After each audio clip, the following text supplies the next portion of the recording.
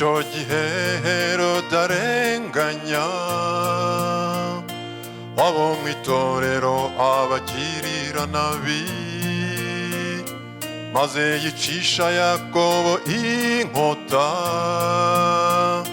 Hanyuma ibyo binezeza abayuda, abonye ko abayuda banezerewe, afata Petero aramufunga,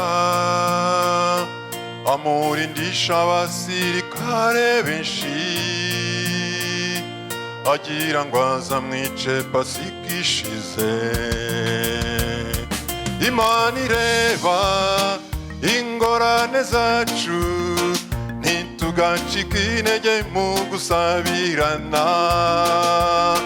Imbaraga zayo zirenze iz'umwijima, iyo igihe kigeze Imana irakora. Imana ireba ingorane zacu, ntitugacike intege mu gusabirana. Imbaraga zayo zirenze iz'umwijima, iyo igihe kigeze Imana irakora.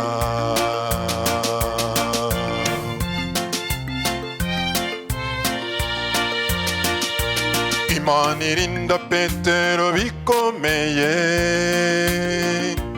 abizera bagumya kumusabira,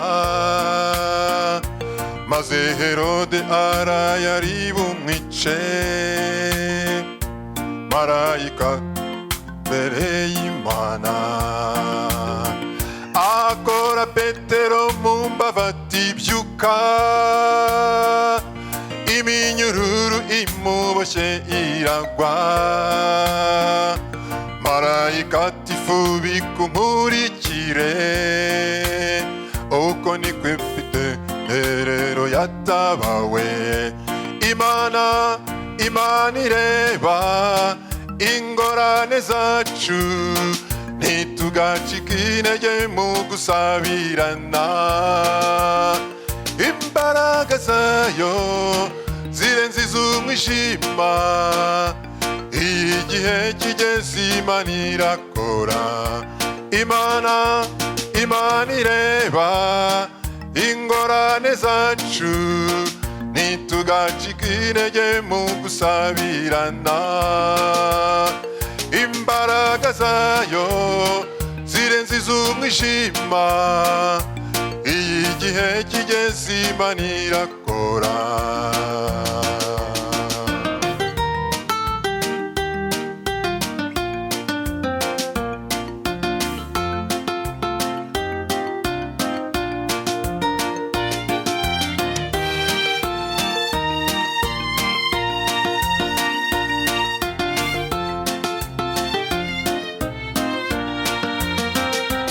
Natwe tuzirikana ibizatubaho mu gihe cy'akaga gaheruka iyi si. Abari muri Kristo tuzarenganywa, ariko Imana izihesha icyubahiro. Ihana ugifite uburyo muvandimwe, imbabazi zawe zitararangira. Gutinda bituma ujya kure y'Imana, Yesu agutegeye amaboko musange. Imana ireba ingorane zacu, ntitugacike intege mu gusabirana. Imbaraga zayo zirenze iz'umwijima, iyo igihe kigeze Imana irakora. Imana ireba ingorane zacu, ntitugacike intege mu gusabirana.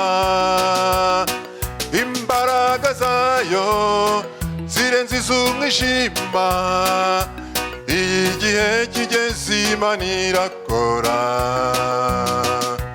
Iyo igihe igihe kigeze Imana irakora igihe kigeze Imana irakora. Yesu ashimwe. Dieu Yes, soit Achille. loué. Jésus soit loué. Arakoze umuvandimwe wacu Jean Luc. Merci à notre frère Jean-Luc. Imana iyo igihe cyayo kigeze irakora. Dieu agit à son temps. Ushobora gusenga Imana igaceceka.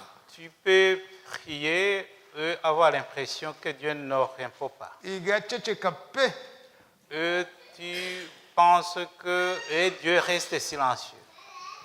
Ukavuga uti ariko iri hehe ko Imana iri? Et tu te demandes où se trouve Dieu. Ariko iyo igihe cyayo kigeze Mais, irakora. mais quand son temps arrive, il répond. Iyo mbivuga Quand, benshi muri twe twarabibonye. quand je le dis, la plupart d'entre nous se souviennent qu'ils l'ont vécu. Abarushijeho bari hano nabo mu gihugu cy'u Burundi, abandi nabo mu gihugu cy'u Rwanda. Parmi nous, ce sont des gens qui viennent du Burundi, d'autres viennent du Rwanda. Ndizera neza yuko nta muntu n'uyu utaregeza abona Imana imbona nkubone ngo ivuge ngo asenge yiceceka, ariko igihe nikigera ikore. Je crois, sans me tromper, que tout le monde qui est ici a eu l'occasion de prier Dieu et attendre sa réponse. Et en un moment opportun, Dieu a répondu. Izina ry'Imana ntabwo icyubahiro. Que le nom de Dieu soit loué. Ndashima Imana ko yongeye kumpa umwanya wo guhagarara imbere y'ubwoko bwayo. Je remercie Dieu parce qu'il m'a accordé encore l'occasion de me tenir devant son peuple. Kuva ejo nari mfite uburwayi bwa gripe, ariko nijoro ndasenga mbwira Imana nti niba wumva ko ejo ntazahagarara imbere y'ubwoko bwawe bibe uko ushaka. Depuis hier, j'avais été atteint par la grippe. Et puis la nuit, j'ai prié Dieu pour lui demander de m'accorder la force. Et j'ai dit que s'il voit que c'est selon sa volonté, je ne dois pas me tenir devant son peuple pour prêcher, et que cette volonté soit faite. Mu gitondo mbere y'uko mpaguruka, Le matin, avant que je quitte la maison, nabwiye mufasha wanjye nti ngaho nsengera. j'ai demandé à mon épouse de prier pour moi. Turapfukama aransengera. Agenouillée, elle a prié pour moi. Icyo mu Kinyarwanda bita ngo ngufate iry'uburyo genda.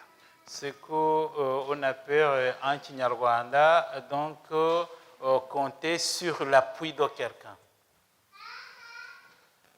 Ubwo ndi kubwira rero abo tugiye kumarana akanya gato nkabona amaso ahunyiriza, umbona mbere y'uko nyuma y'uko nsinzira, akanambona mbere y'uko mbyuka yamaze kunsengera. Donc, tu reprends. Umbona Celui qui me voit avant que je ne dors, umbona mbere y'uko ndyama, celui qui me voit avant que je ne me couche, akanambona mbere y'uko mbaduka, et me voit avant que je ne me lève, yamaze kunsengera. il a déjà prié pour moi. Kandi Imana yumvise. Et Dieu a déjà exaucé. Wowe rero usengere mu mutima, ariko unkurikire tujyane. Et toi qui es ici, prie intérieurement et suis-moi. Hari hakurya muri Uganda bakundaga kunyita Mukadembaga. hari mukadembaga risobanura iki? Nta muntu uzi uruganda hano? Mukadembaga. Embaga ni iki? Aha, mukadembaga ni iki?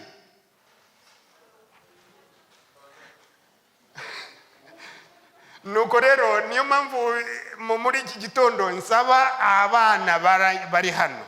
En Ouganda, on aimait m'appeler Mukatambaga. Mukatembaga. Abana muri hano mwegere ababyeyi banyu. Ndashaka ko mwicarana n'ababyeyi banyu. Vous les jeunes.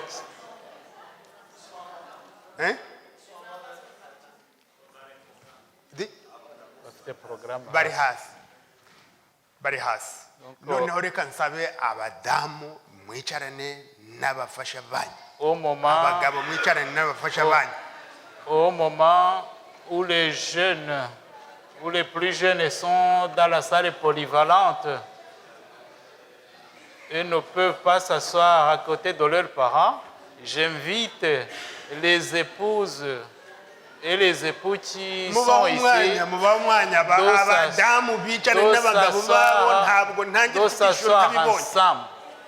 de s'asseoir ensemble. Nababwiye ko wanjye nubwo ari mu rugo arwaye mu kabuki ariko yamaze kunsengera ntimwirirwe munsengera. Ne pensez pas à la mienne puisque elle est à la maison et elle a déjà prié pour moi. C'est un ordre. Reka dusenge. Prions.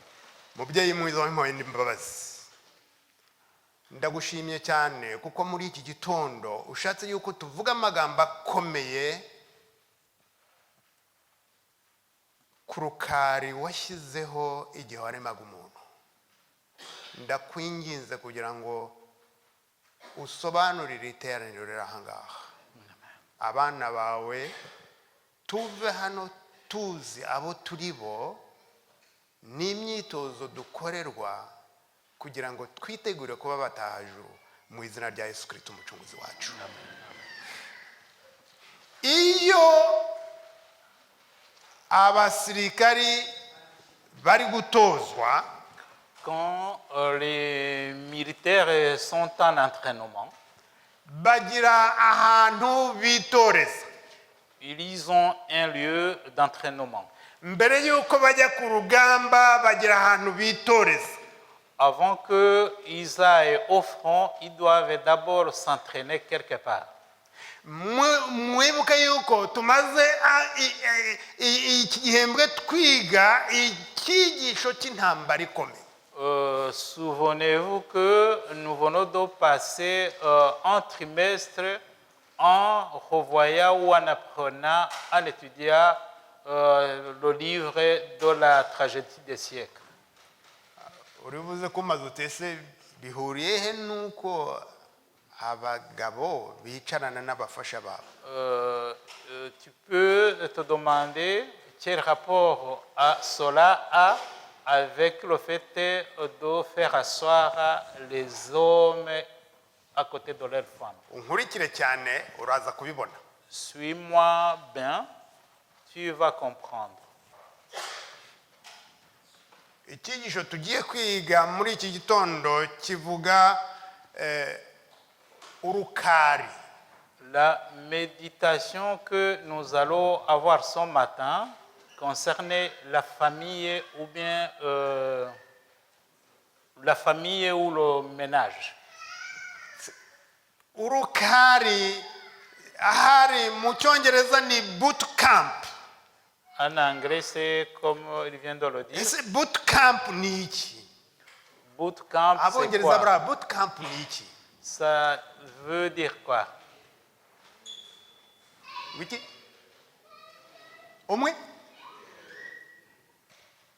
Umwiherero. Ntabwo kije neza. Boot camp. Bon, ça peut... umwiherero être en retraite, c'est pas. ahari tugendane gahoro. Oui.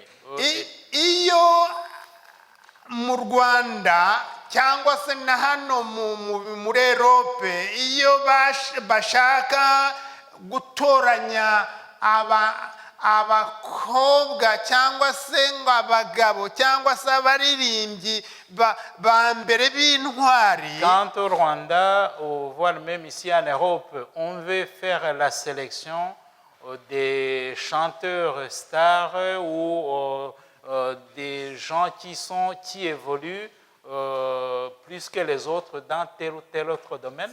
Hari aho babajyana maze bakajya kubatoza. On les met en retraite pour pouvoir les entraîner. Aho niho bita bootcamp cyangwa se cas d'entraînement. C'est là le cas d'entraînement.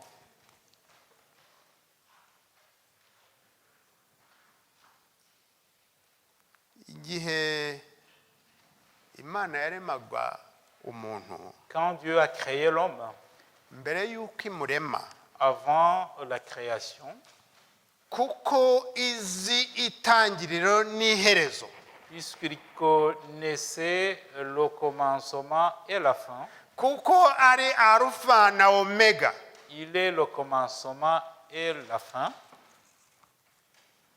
yamuremeye urukari rw'agahebuzo. il lui a créé un lieu de retraite extraordinaire.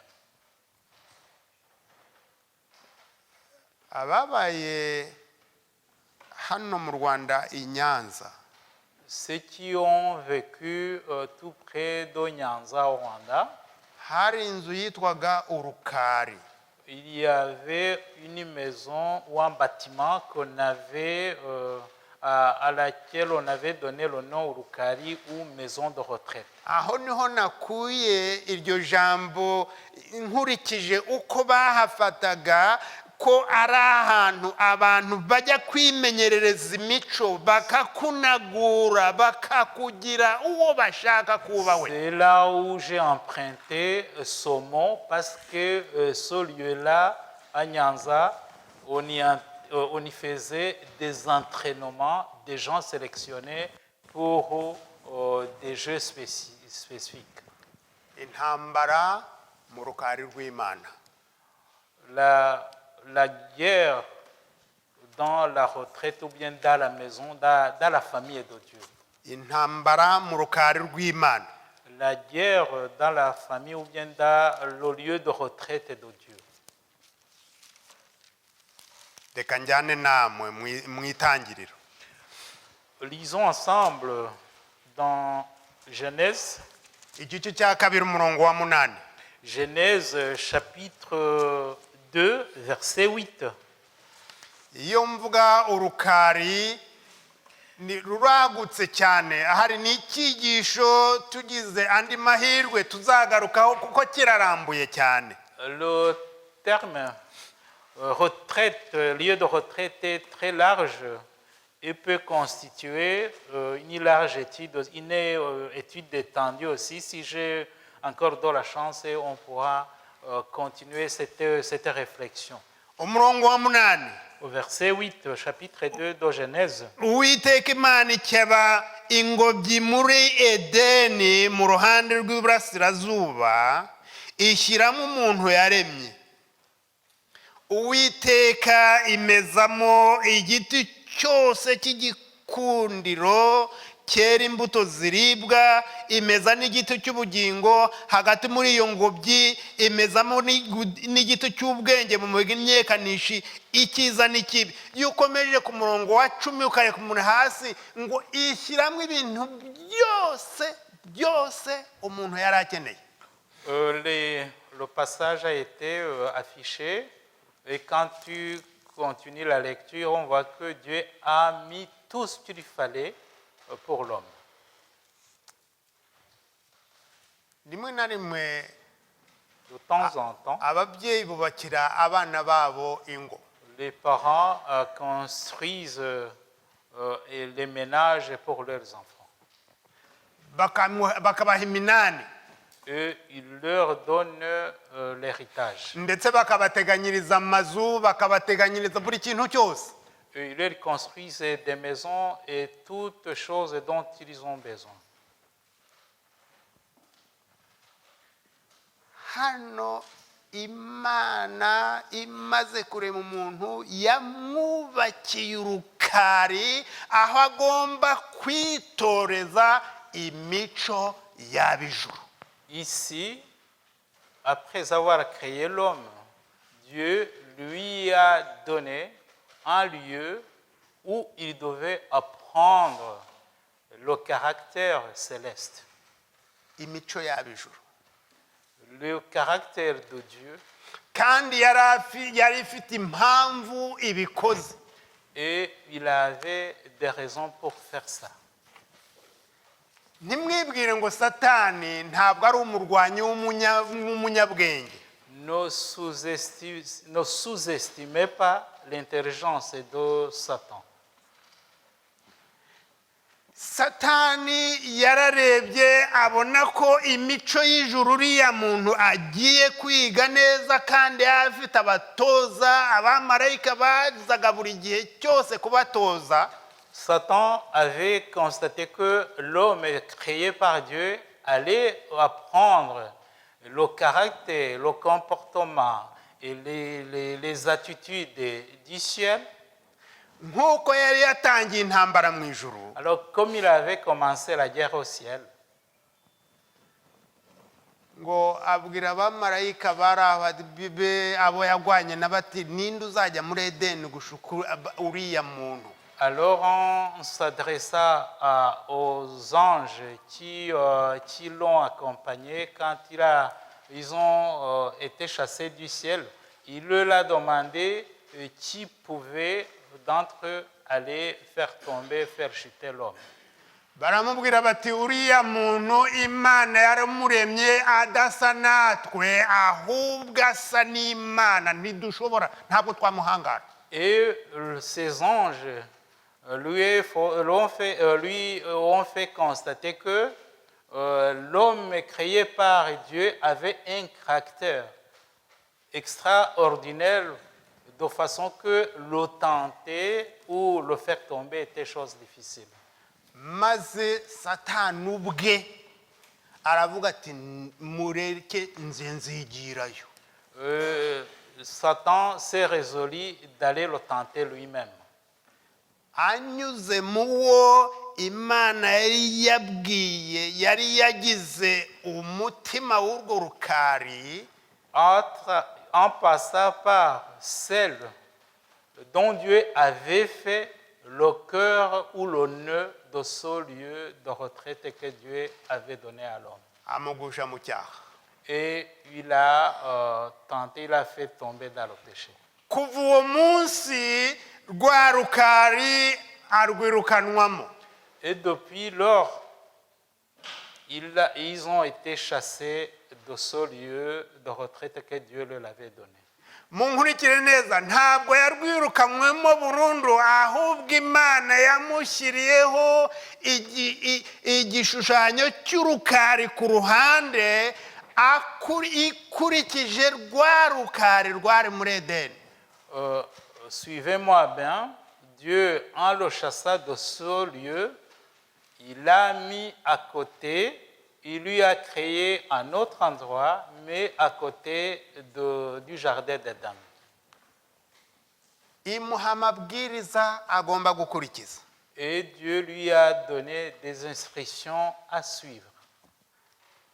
Imuha ibyangombwa byose agomba kwitaho. Et il lui a donné tout ce dont il devait faire attention. Kugira ngo azashobore kugaruka muri Edeni. Pour pouvoir retourner ou recouvrer Éden. Nyamara umwanzi Satani ntabwo yamurekeye aho. Mais le diable n'a pas abandonné. Kuko yarazi uburyohe bw'ijuru. Parce qu'il connaissait bien la beauté ou les beautés célestes. kuko yari azi ko satani ntabwo yicaye imbokoboko, kuko nawe yubatse ku ruhande urundi rukari rujya gusa n'urwo barimo, maze nawe atangira kubatoza. Satan a créé aussi un lieu presque semblable à celui que Dieu lui avait donné, et il l'a mis à côté pour pouvoir les tenter. Jyana nanjye mu itangiriro igice cya 4. Genèse chapitre 4, umurongo wa 16. 4 verset 16. Muri buze kuhisomera mugeze kuri 24. Vous allez continuer la lecture vous-même jusqu'au verset. Murageza ku murongo wa 24. Jusqu'au verset 24. Hari igitekerezo cya Kayini. Nous y trouvons l'histoire de Caïn. Hari igitekerezo cy'uko Kayini nawe yagiye akubaka, kuko Adamu na Eva Imana niyo yari urwo rugo yarwubatse, Kayini nawe aragenda yiyubakira urwe.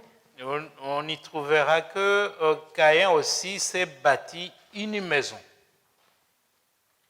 Kandi niho muzasanga ikivugo cya mbere cy'ubwicanyi umuhungu we yakoze. Et c'est là où vous trouverez le poème vantant le meurtre de son fils. Umuhungu we Lameki. Son fils est Enoch. Umuhungu we Lameki warongoye abagore babiri. Oui, son fils est Lamech qui avait épousé 2 femmes. Ntabwo yari gahunda y'Imana. Épouser 2 femmes, ce n'était pas le plan de Dieu. Niyo mpamvu polygamy, icyo bita abagore babiri umugore urenze umwe, si gahunda y'Imana. Ntabwo ari urukari Imana yubatse. Bwa mbere yubatse urugo rw'umugabo umwe n'umugore umwe. Pour vous dire que la polygamie n'est pas dans le plan de Dieu, puisqu'au départ, Dieu avait créé un homme et une femme. Maze Satani urwo rugo ararubakira nawe. Alors, Satan l'a bâti aussi un lieu de retraite où il devait les entraîner. Kandi no ku rugo rwa rundi Adamu yari yahawe rw'icyitegererezo cya Edeni, Satani ntabwo uwo muryango ntabwo Satani yaworoheye. Même là où Dieu avait placé Adam et Ève, Satan n'a pas hésité de les envahir. Mu byo bagombaga kwitondera no gukurikiza, dans tout ce qu'il devait observer, Imana yari yarabahaye isezerano. Dieu leur avait donné une promesse. Kwa Aburahamu Satani ntabwo yatanzwe.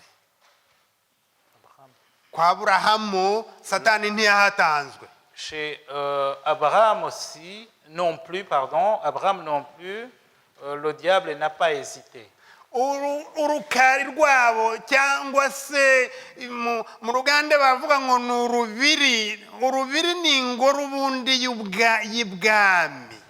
Satan n'a pas hésité à aller chez Abraham aussi. Kuko ngo iyo dusomye itangiriro 16 umurongo wa mbere kugeza 15, isezerano yari yahawe ngo iyongeye kunyura nanone mu mutima w'urwo rugo. Quand nous lisons Genèse chapitre 16, umurongo wa mbere kugeza 15, verset 15, yongeye kunyura mu mutima w'urwo rugo, yashatse kurogoya ya nama Imana yari yabahaye. Le diable a voulu empêcher le plan de Dieu.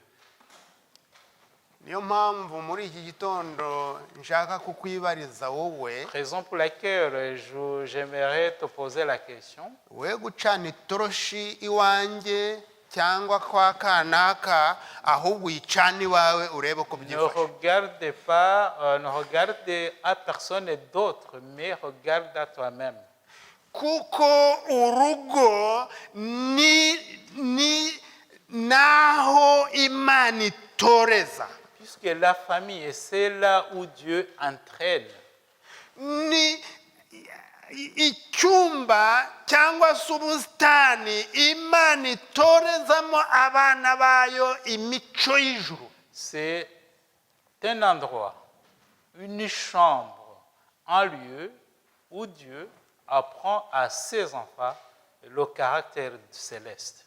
nubona rero mu muryango harimo bombori Alors, quand tu verras des conflits en famille, aho kwirirwa ujya kwa bene wanyu aho kwirirwa ujya kwa bagenzi bawe aho kwirirwa ujya hehe nyabona byacitse genda usange uwakoze icyo gikari umubwira uti ngire nte ko ibintu bimeze nabi au lieu de recourir à telle ou à telle autre personne pour lui raconter ou lui demander une aide, dirige-toi vers le Seigneur qui a créé cette famille.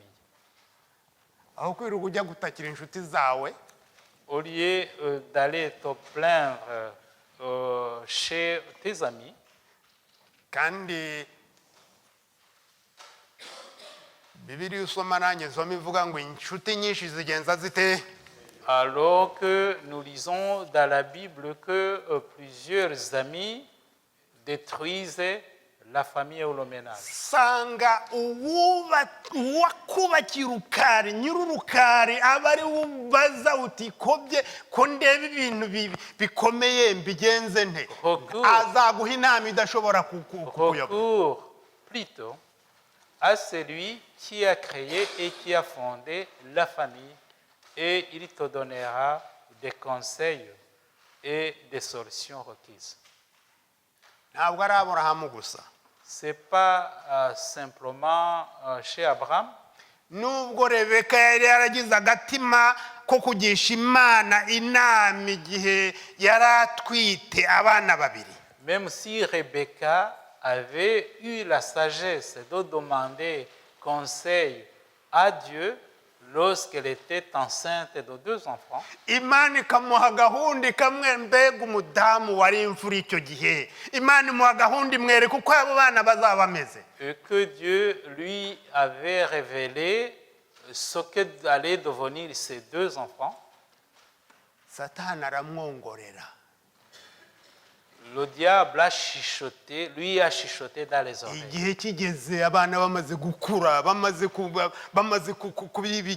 abana b'imirimo umwe ajya guhiga undi ajya asigara akora imirimo satani aramwongorera Après que ces 2 enfants avaient grandi et qu'ils voient que chacun a ses activités, alors Satan est allé chuchoter dans l'oreille de Rebecca.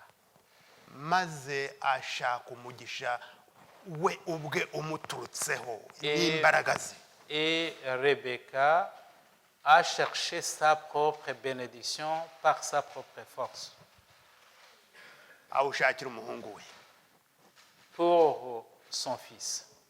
ntabwo yigeze agisha imana inama nanone ngo avuga ati mbese mana ko numvise isaka agiye guha Esawu umugisha none mbigenze ne Il n'a pas demandé conseil à Dieu comment il l'avait fait avant.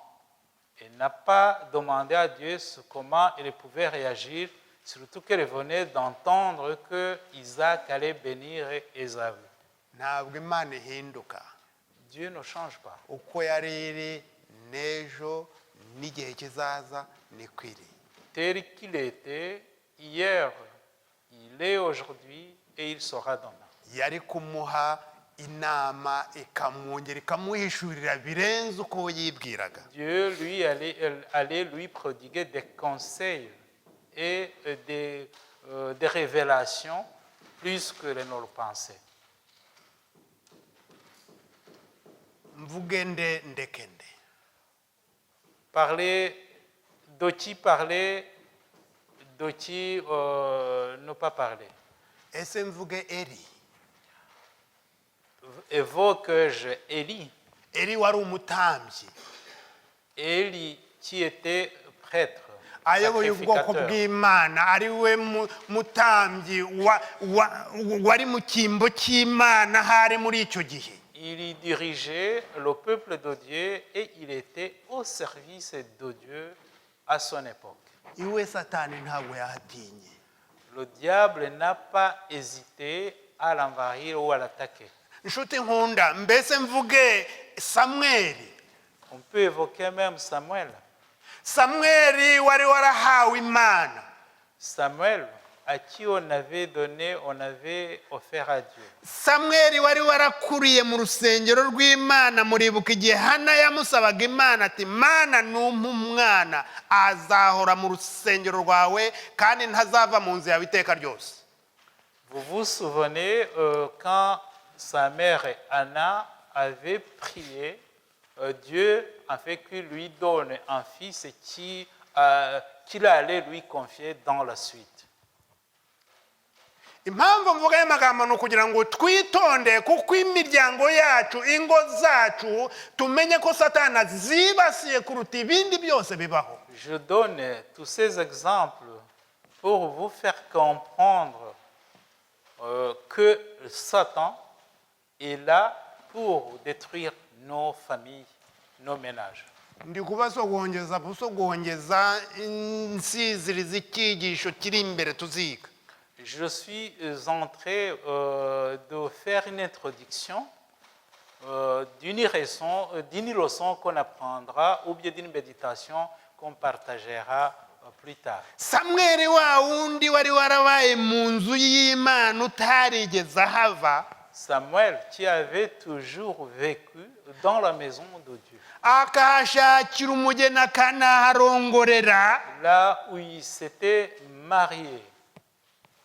Jyana nanjye mu cyambere cya Samweli igice cya 8 maze urebe uko Satani yamugenje. 1 Samuel chapitre 8 et nous verrons ce que le diable lui a fait. 1 Samuel chapitre 8. Icyambere cya Samweli igice cya 8 duhere ku murongo wa mbere. À partir du premier verset.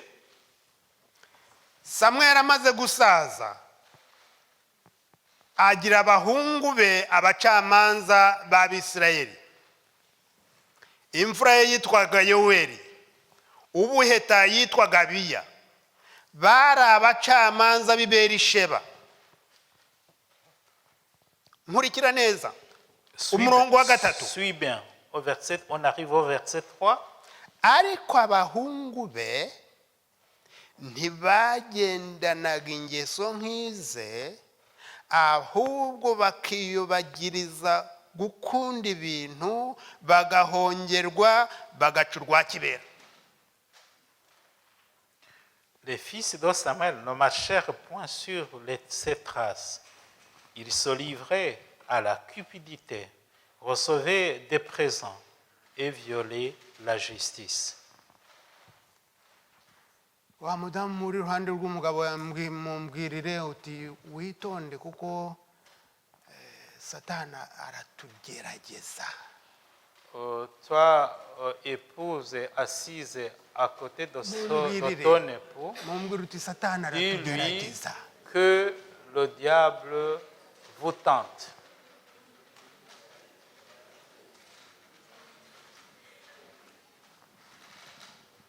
Ntabwo kandi atinya. Il n'a pas peur. Ntabwo ya Satani yatinya Adamu na Eva, kuko Eva niwe Imana niwe yamurambagiye. Hari igihe njya nibwa nti yonza reba umuntu Imana yakurambagirije. Le diable n'a pas hésité d'aller tenter Ève. Umugore ugukwiriye, fiancé ugukwiriye Imana yakurambagirije. Ève qui avait été fiancé par Dieu pour Adam. ukageza ubwo wivugira uti aka ni akara ko mu mara yanjye. Rappelez-vous quand Adam a dit que que Ève était n'igufa ryo mu magufa yanjye. une partie de son corps, une partie de ses os.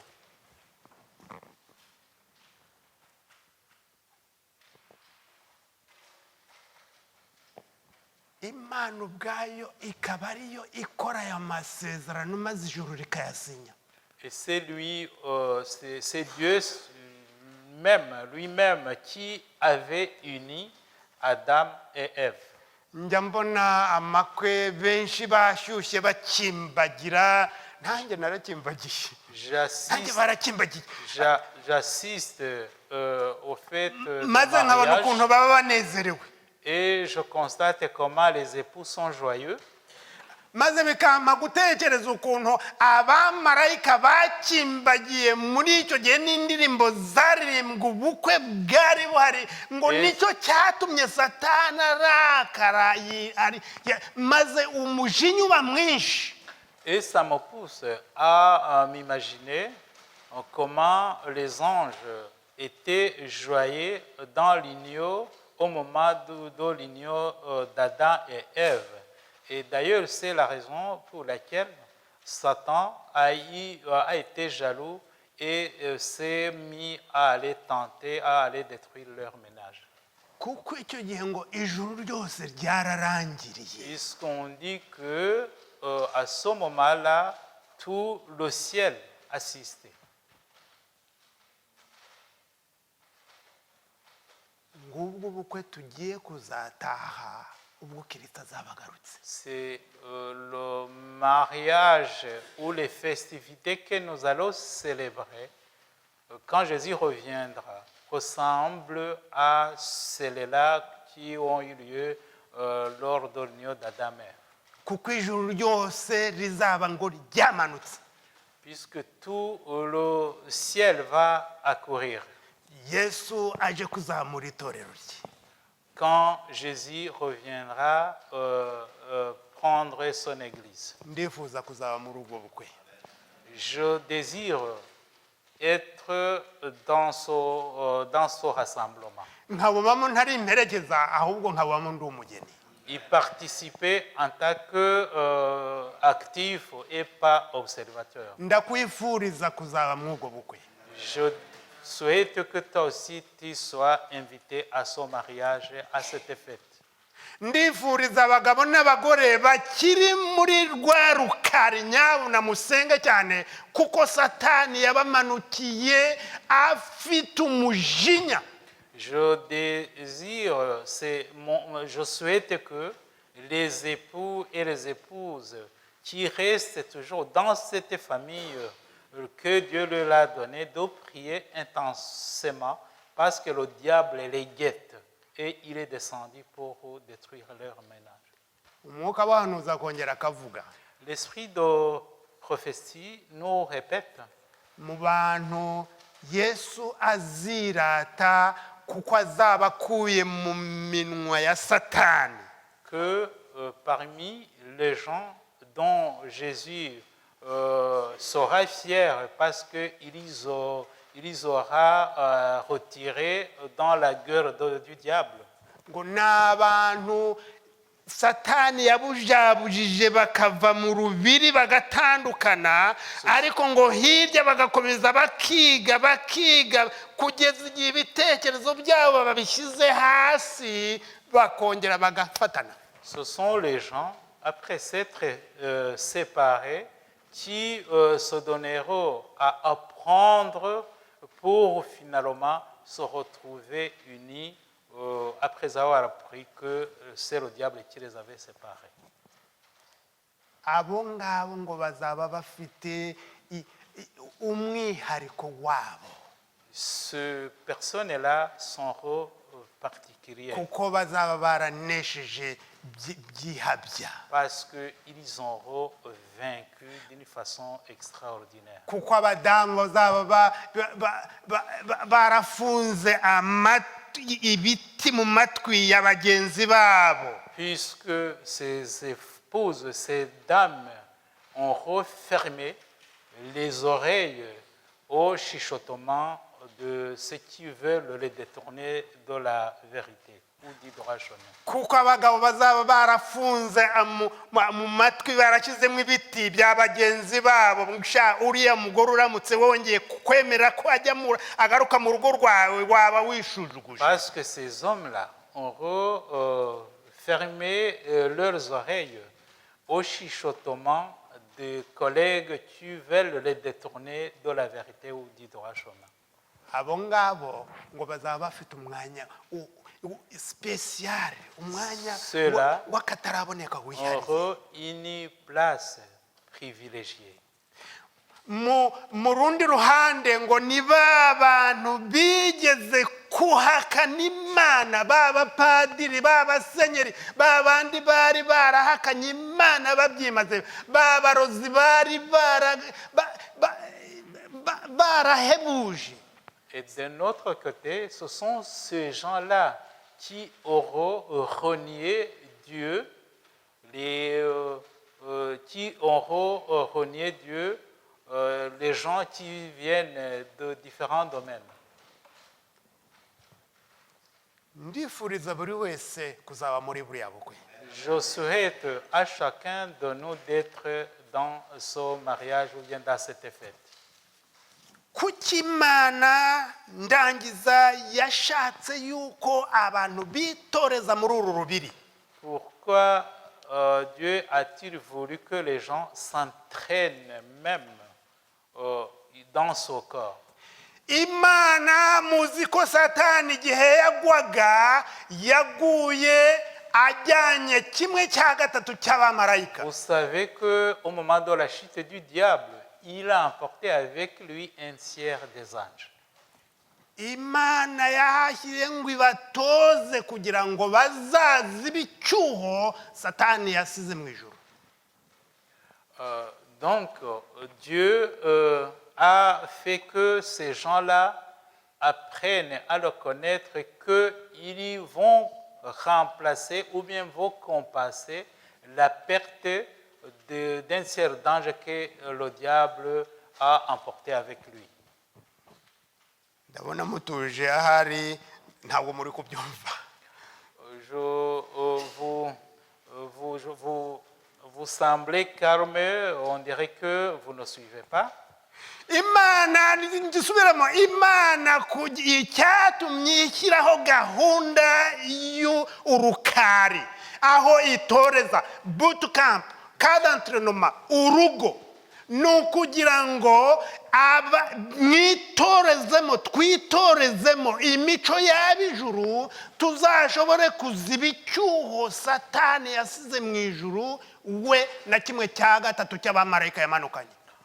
Dieu a mis en place la famille dans son plan d'éduquer les gens afin que les gens y apprennent le caractère de Dieu, le caractère, les attitudes et le comportement du ciel, afin que par après, ils puissent remplacer ou occuper les places des anges, d'un tiers d'anges que le diable a fait chuter avec lui. Nshuti nkunda, Cher ami, ntukine n'urugo. ne joue pas avec la famille. Ntukine n'urugo kuko nicyo kintu cya mbere gihenze Imana yashyize ku isi. La famille a une grande importance aux yeux de Dieu. Nk'uko urugo rumeze n'itorero ryayo ni urugo, maze abantu bari muri urwo rugo iyo bamaze kugera mu itorero rukaba urugo rukomeye rushushanya urugo mu ijuru. La famille ressemble à l'Église ressemble à une famille que Dieu a mis sur place pour que les gens y apprennent ou y représentent ce qui se passe ou bien ce qu'il y a au ciel. Satani abizi neza, nicyo cyatumye ahari muribwira ngo aya magambo ni ayanjye ariko reka turebe mu gitabo cye abami n'abahanuzi. Le diable n'ignore pas ça, il est au courant de tout. Si on lit dans le livre de patriarches et prophètes, ku cyigisho kivuga Yoshuwa umutambyi, au chapitre qui parle de Josué le prêtre, kuri stanza ya 548 hari aya magambo. dans la version rwandaise, la page qu'il vient de citer, Satani azi neza ibyaha yateye ubwoko bw'Imana gukora. le diable sait bien les péchés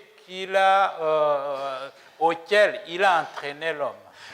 Buryo yinjiye mu ngo zacu akazidurumbanya. Quand il rentre dans nos familles et les bouleverse, Abana ntibumvira ababyeyi. et les enfants n'obéissent plus à leurs parents, ntibumvikane n'abana. et les parents ne s'entendent plus Umugabo avec ntiyumvikane n'umugore. les enfants, et l'homme ne s'entend plus avec sa femme, Umugore agatangira kuryana n'umugabo. et lui, conflit entre l'homme et la femme. Satani arabinota n'ikaramu adashobora kwibagirwa no gusiba. Satan note tout cela soigneusement.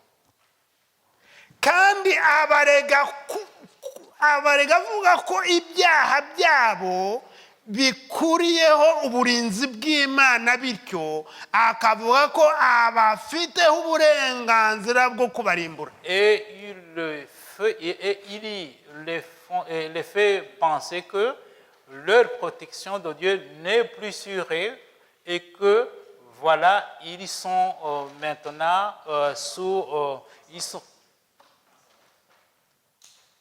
Avuga ko bakwiriye gucibwa ntibagirirwe ubuntu n'Imana nk'uko nawe byamugendekeye. Il dit qu'ils n'ont plus de grâce de Dieu comme ça a été pour lui. Amagambo akurikiye muyitondere. Faites attention à ce qui suit. Aravuga ati, mbese aba nibo bantu bagomba gufata umwanya wanjye mu ijuru. Et il dit, il dit que de ces gens-là qu'il est en train d'entraîner dans son cas, il dit, et ces gens-là qui se comportent comme ça, est-ce que ce sont ces gens-là qui doivent prendre ma place au ciel, que j'ai perdu au ciel? Pensez à cela. Mbese aba nibo bantu bagomba gufata umwanya wanjye mu ijuru ndetse n'umwanya w'abamarayika bifatanije nanjye. Ce sont ces gens-ci qui doivent occuper ma place que j'ai perdue au ciel. Ma place aha est niho celle bitoreza des mbese. Et c'est là où ils s'entraînent. Aha niho bitoreza. Ils se demandent si c'est là où ils s'entraînent. Bavuga ko bubaha amategeko y'Imana, Ils prétendent obéir au commandement de Dieu, ariko se ko nabashoboye Mais- bakurikije amabwiriza yayo. mais je les ai eus, ils n'obéissent plus au commandement de Dieu. Mbese ntibabaye abikunda aho gukunda Imana. Ils sont devenus égoïstes. Mbese inyungu zabo bwite ntibazirutishije umurimo wayo. Voilà qu'ils considèrent leurs propres intérêts à la place de l'œuvre de Dieu. Mbese ntibakunze iby'isi. Ils ont aimé le monde. Reba ibyaha byaranze imibereho yabo. Reba ibyaha byaranze imibereho yabo. Regarde les péchés qui les ont conduits dans la vie. Reba kwikanyiza kwabo. L'égoïsme, Ubugome bwabo n'uburyo bungana. leur méchanceté. Mbese Imana izaca imbere yayo mbese Imana izaca imbere yayo n'abamarayika banjye ariko igororera abakoze ibyaha nk'ibyo twakoze. Si Dieu ne me récompensera pas, à plus forte raison, il ne récompensera pas non plus cela. uwiteka ntushobora gukora ibi mu butabera ubutabera bubasaba ko batsindwa n'urubanza bakarimbuka. Dieu, dans ta justice, tu ne peux pas sauver ces gens-là. Il faut qu'ils périssent suivant la loi.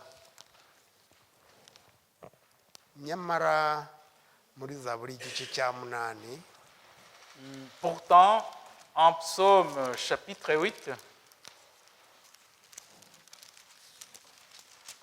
umurongo wa 4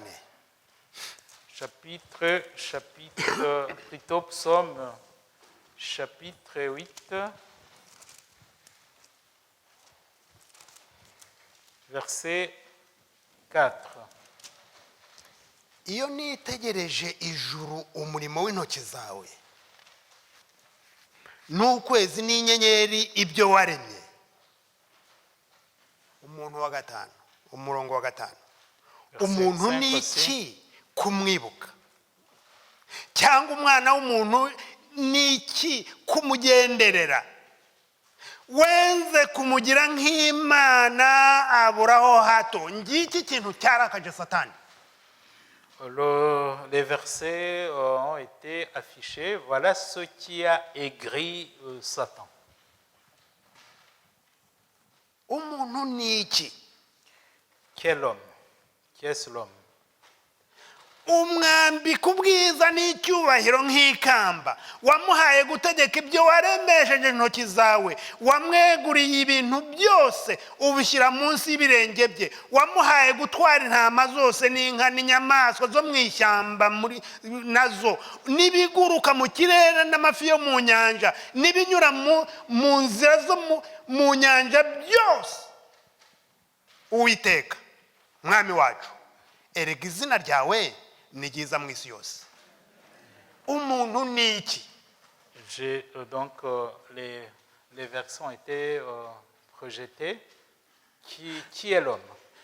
Nshuti nkunda, ndagira ngo mbere yuko wa mugabo we utangira gushwana n'umugore wawe yenda kubera udufuti duto yakoze, avant que tu rentres en conflit avec ton épouse, peut-être suite au petit délit, cyangwa se wa mugore we utangira kwitsibatura kubera ko hari ukundi byagenze, ou toi femme, avant de te révolter contre ton mari suite à quelque chose qui n'a pas bien marché, ujye umenya ko ibyo ukora Satani ari kubinota neza cyane. Sache que tout ce que tu fais est noté par le diable. Maze abishyira imbere yawe kugira ngo ujye mu nzira yo kurimbuka. Et il le met devant toi pour te pousser à la perdition. Umuntu ni iki? Qu'est-ce que l'homme? Ariko umuntu ni iki? Uyu muntu ugiye muri iki gihe cya none urutwa n'inyamaswa. Qu'est-ce que l'homme qui actuellement semble inférieur à un animal? Kuko Imana yari yashyizeho iyi gahunda ngo abana n'urubyaro ruzabakomokaho bagire iyo myitozo bashobore kuzasimbura 1/3 cy'abamarayika bavuye mu ijuru. Dieu avait mis en place ce plan afin que les gens et les enfants y apprennent le caractère divin pour plus tard remplacer, reprendre, occuper la place que le diable et ses anges ont perdue dans le ciel. Reka ndangirize kuri aya magambo. Je termine par les paroles suivantes. Nabonye mu gitabo cy'inyandiko z'ibanze ku ipaje, aka gatabo gatukura ku ipaje 90, aravuga ngo nabonye uburyo ubushukanyi bwari buri gukwirakwira ku muvuduko munini. J'ai vu, donc ça se trouve dans le petit livre là, les premiers écrits. C'est Ellen White qui raconte comment il a vu comment les... Nabonye ubushukanyi bwari buri gukwirakwira ku muvuduko munini. Comment la corruption et le mensonge s'amplifiaient à une grande vitesse. Neretswe igare ry'umwotsi rirerire cyane ryagendaga ku muvuduko nk'umurabyo. Et j'ai vu un train, et j'ai vu un char qui roulait à une grande vitesse. marayika yansabye kwitegereza nitonze. Et l'ange m'a invité d'observer soigneusement. Nahanze amaso iryo gare. Et j'ai aussi dans mes yeux le char en question. Byasaga naho isi yose yari muri iryo gare ku buryo nta muntu n'umwe wari wasigaye. Il ressemblait quand on y tout le monde entier. Marayika yaravuze ati, L'ange a dit, bahambiriwe mu miba igiye gutwikwa. ils sont dans l'équipe ou bien dans le groupe qui vont être brûlés. Marayika anyereka uwari utwaye iryo gare wasaga n'umuntu mwiza w'igikundiro. Et l'ange m'a montré l'homme qui conduisait ce char qui ressemblait à un homme plein de sympathie. Kandi abagenzi bose bari bamuhagaze bari bamuhanze amaso ndetse banamwubaha. Et tous les occupants de ce char fixaient leurs yeux sur lui et lui manifestaient un respect. Nahagaritse umutima maze mbaza marayika wayoboraga uwo ari we uwari utwaye iryo gare uwo ari we. Alors troublé, j'ai demandé à l'ange qui était ce conducteur du char. Yaranshubije ati, Il m'a répondu. Il m'a répondu. Ni Satani. C'est Satan.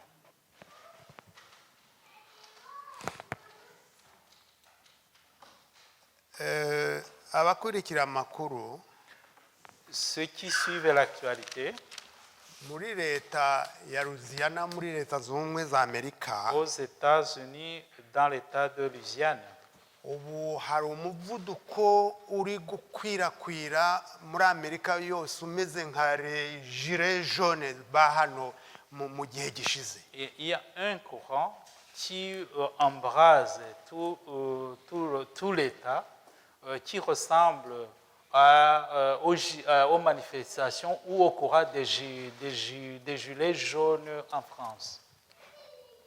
Kuko amategeko ya leta z'ubumwe za Amerika bamaze kubona ko ngo abantu ubu ngubu batacyubaha batagira bate umuntu akora ibyo ashatse. Parce qu'on a constaté que dans la Constitution ou dans les lois des États-Unis, on ne respecte rien, on ne respecte plus rien et chacun fait ce qu'il veut. Ku nkuta z'imiryango, ku mashuri, aho za tere ziri, buri hantu hose itegeko rivuga yuko Partout, on a affiché, il y a une loi qui dit que hagomba kumanikwa mu nyuguti zigaragara amategeko y'Imana yatanzwe na Musa. que les 10 commandements de Dieu, affiché que les 10 commandements de Dieu ont été donnés par Moïse.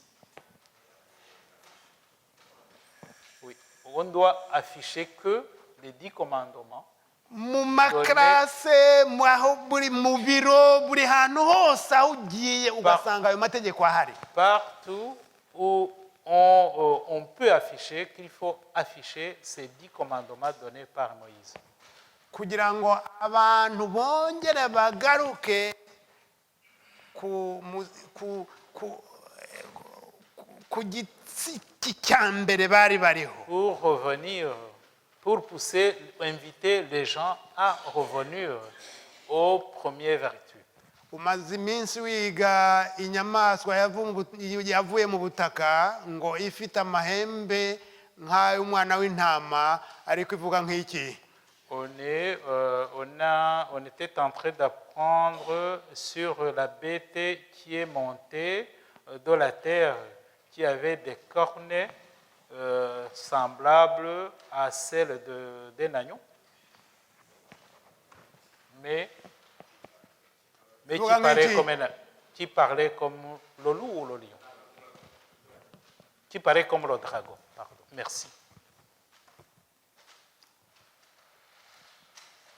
abazi kwitegereza kuri interineti n'ahandi muze kureba ayo mategeko, nta tegeko ry'isabato ririmo. Ceux qui savent consulter l'Internet, allez-y, vous verrez qu'il n'y a plus de loi concernant le sabbat. Hari ubundi ibintu bitambuka abantu biragiye nta kuntu, ariko buhoro buhoro buhoro buhoro turi ku iherezo ry'ibihe. Les choses passent ou se suivent insensiblement, mais si on fait attention, on constate qu'on est dans les derniers jours. Imana yashaka ko urubyaro rwubaha bazororoka kugeza igihe bageze bazibye icyuho Satani yasize Dieu mu avait voulu que la famille se multiplie et apprenne de manière de vivre, de manière céleste, de vivre pour remplacer ou occuper la place qu'a abandonné Satan et ses anges. harya abatinganyi barororoka. On peut se demander si les homosexuels ou les lesbiennes peuvent se multiplier. Harya barabyara. Peuvent-ils donner des enfants?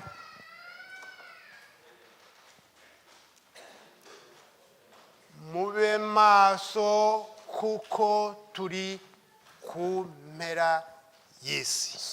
Soyez vigilants, nous sommes dans les derniers jours, dans la fin du monde.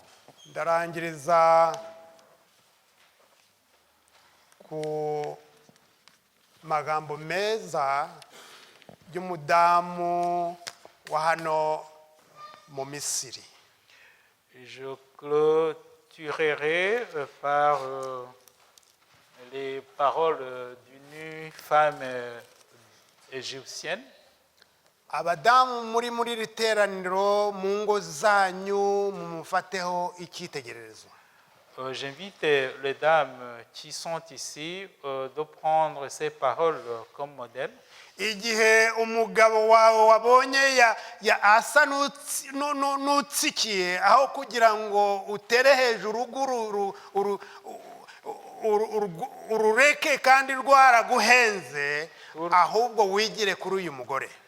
Pour que, au lieu, après avoir constaté que ton mari trébuche, au lieu de le rejeter, apprends de cette femme égyptienne. Umugore utarakunze kuvugwa ariko wakoze ibitangaza. C'est une femme dont on a parlé peu, mais qui a fait de grandes choses. Ni umugore warokoye umugabo we igihe yari ageze ku mwobo w'urupfu kubera kwirengagiza no kwibagirwa. C'est une femme qui a pu sauver son mari, qui était presque à la mort, pour des raisons de distraction ou bien pour des raisons de négligence. Kuko washyiriweho kuba umufasha w'umugabo wawe. Tu as été appelé à être aide de ton mari. Igira kuri uyu mugore. Apprends de cette femme. Bagabo. Homme, mari. Murinde urubiri Imana yabashinze. Gardez et protégez la famille que Dieu vous a confiée. Murinde nyabunurukari Imana yabashinze kuko Satani muri iki gihe. Gardez et protégez la famille que Dieu vous a confiée parce que le diable actuellement ararwana ubuheruka.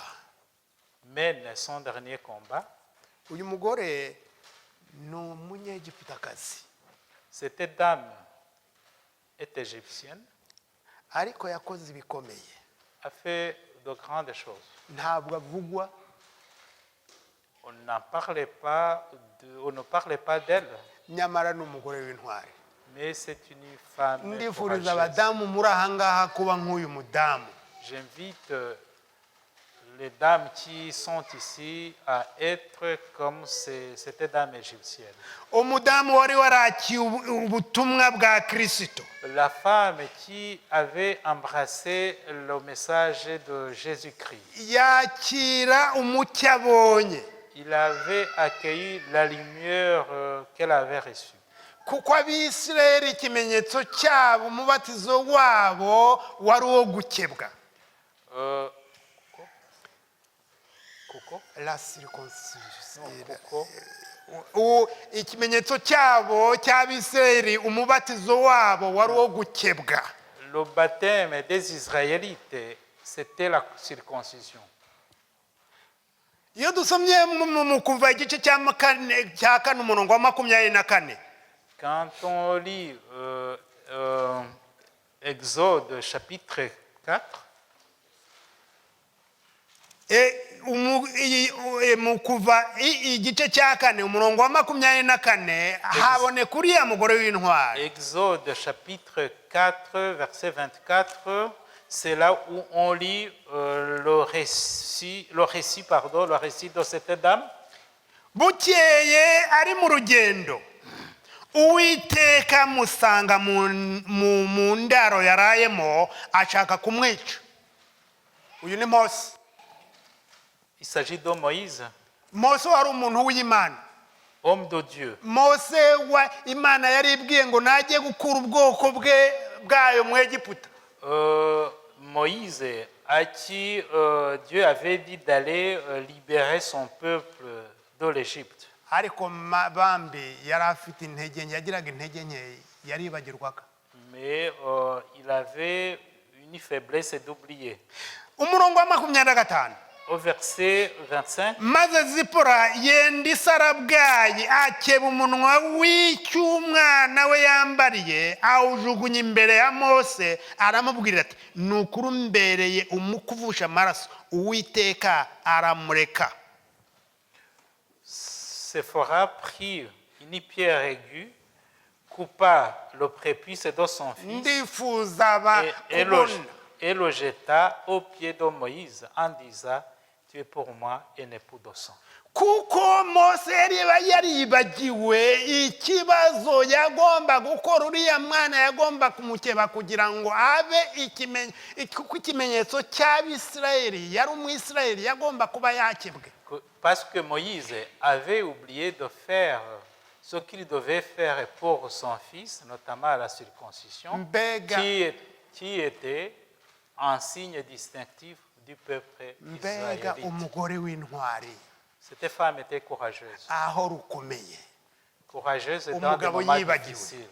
Là où son mari avait oublié. umugore aratinyuka, Alors la femme a akora osé. akazi umugabo yagombye Elle kuba a fait yakoze, ce que son mari aurait dû faire. bituma ubugingo bw'umugabo we burokoka. Et il a sauvé, et elle a sauvé Ndifuza son kubona mari. abategarugori bangahe baba nka Zipora, J'aimerais akavuga ati J'aimerais Imana voir umpe des dames imbaraga qui sauraient être comme ou avoir le courage kugira Comme ngo Sephora. aho umugabo wanjye agize intege nkeya nzimwongerere. pour supporter mon mari là où il trébuche. Ndifuriza abagore muri iri teraniro kuba nka Zipora. J'invite les dames ici présentes à être comme kugira Sephora. ngo umugisha uje mu rugo ubanyureho.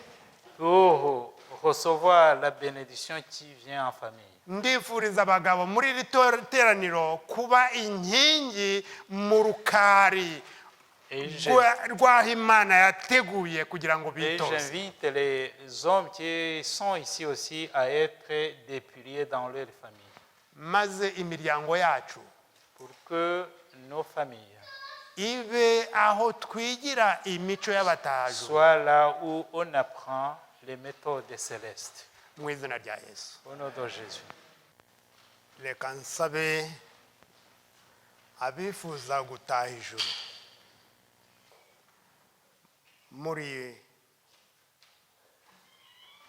mu rukari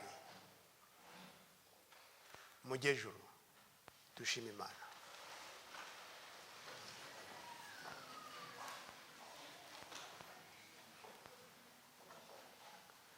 Urakoze mwami, urakoze Yesu, kuko waduhaye urukari, uraruzitira, urashyiramo buri kintu cyose